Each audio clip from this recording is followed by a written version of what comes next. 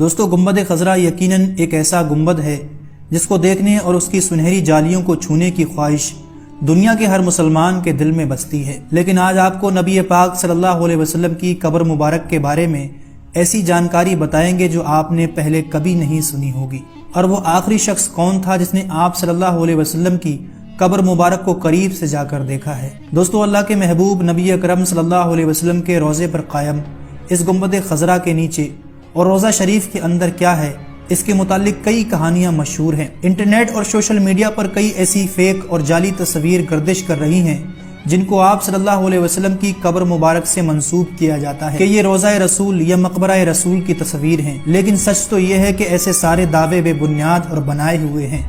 تو پھر اصل حقیقت کیا ہے اور روضہ شریف کے اندر کا اصل نظارہ کیسا ہے، اور کیا کوئی قبر مبارک تک جانے کی رسائی رکھتا ہے؟ اور ساتھ یہ بھی آپ کو بتائیں گے کہ روضہ رسول صلی اللہ علیہ وسلم کی زیارت کی آخری سعادت کب اور کس کو نصیب ہوئی، اس لیے ویڈیو کو اینڈ تک دیکھیے گا۔ دوستو سعودی حکومت نے ان سارے سوالوں کے جواب کچھ عرصہ پہلے ایک ڈاکومنٹری میں باضابطہ طور پر خود دیے ہیں، اور گنبد خضرا کے اندر کی کچھ تصاویر بھی سامنے آئی ہیں جو آگے چل کر آپ اس ویڈیو میں دیکھیں گے۔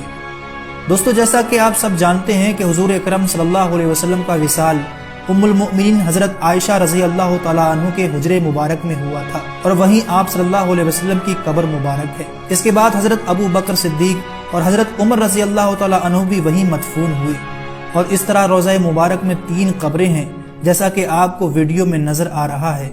کوئی بھی ایسی تصویر جس میں صرف ایک قبر ہو وہ کسی صورت میں رسول اکرم صلی اللہ علیہ وسلم کی قبر مبارک نہیں ہو سکتی، اور ویسے بھی آپ صلی اللہ علیہ وسلم کی قبر مبارک کی کوئی تصویر دنیا میں موجود ہی نہیں، اس لیے کہ گزشتہ 5.5 صدیوں میں کوئی بھی آپ صلی اللہ علیہ وسلم کی قبر مبارک تک نہیں جا سکا ہے، اور اس سے پہلے کوئی کیمرہ بھی موجود نہیں تھا کہ اس طرح کی کوئی تصویر موجود ہوتی، یہاں تک کہ کوئی سعودی بادشاہ بھی اصل قبر مبارک تک رسائی نہیں رکھتے تھے۔ آخری مرتبہ اگر کوئی رسول اکرم صلی اللہ علیہ وسلم کی قبر مبارک تک گیا تھا تو یہ 550 سال پہلے کا واقعہ ہے۔ وہ حجرہ شریف جس میں آپ صلی اللہ علیہ وسلم اور آپ کے 2 اصحاب کی قبریں ہیں، اس کے گرد ایک 4 دیواری ہے۔ اس 4 دیواری سے لگی ہوئی ایک اور دیوار ہے جو کہ 5 کونوں پر بنی ہوئی ہے۔ یہ 5 کونوں والی دیوار حضرت عمر بن عبدالعزیز رحمۃ اللہ علیہ نے بنوائی تھی، اور اس دیوار کے 5 کونے رکھنے کا مقصد اسے خانہ کعبہ کی مشابہت سے بچانا تھا۔ اس 5 کونوں والی دیوار پر ایک بڑا سبز رنگ کا غلاف ڈالا گیا ہے، اور یہ سب دیواریں بغیر کوئی دروازے کے ہیں، لہٰذا کسی کا بھی ان دیواروں کے پار اصل قبر مبارک تک جانے کا کوئی سوال ہی پیدا نہیں ہوتا۔ روضہ رسول صلی اللہ علیہ وسلم کی اندر سے زیارت کرنے والے بھی اس 5 کونوں والی دیوار پر پڑے پردے تک ہی جا پاتے ہیں۔ روضہ رسول صلی اللہ علیہ وسلم پر سلام عرض کرنے والے عام زائرین بھی جب سنہری جالیوں کے سامنے کھڑے ہوتے ہیں تو جالیوں کے سوراخوں سے انہیں بس وہی سبز رنگ کا پردہ نظر آ سکتا ہے جو گنبد خضرا کی 5 دیواری پر پڑا ہوا ہے۔ اس طرح سلام پیش کرنے والے زائرین اور حضور صلی اللہ علیہ وسلم کی قبر مبارک کے درمیان اگرچہ چند گز کا فاصلہ ہوتا ہے، لیکن درمیان میں کل 4 دیواریں حائل ہوتی ہیں۔ ایک سنہری جالیوں والی دیوار، دوسری 5 رکن والی دیوار، تیسری ایک اور 5 کونوں والی دیوار، اور چوتھی وہ 4 دیواری جو کہ اصل حجرے کی دیوار تھی۔ گزشتہ 1300 سال سے اس 5 دیواری حجرے کے اندر سوائے 2 افراد کے کوئی نہیں جا سکا۔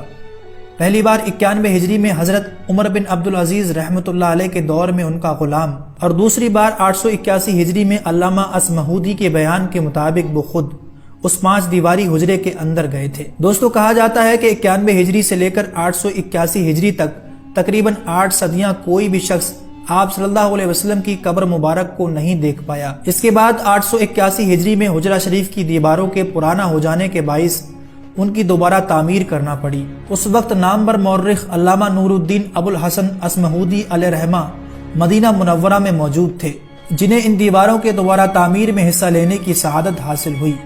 وہ لکھتے ہیں کہ 14 شعبان 881 ہجری کو 5 دیواریں مکمل طور پر ڈھا دی گئی۔ دیکھا کہ اندرونی 4 دیواری میں بھی دراریں پڑی ہوئی تھیں، چنانچہ وہ بھی گرا دی گئی۔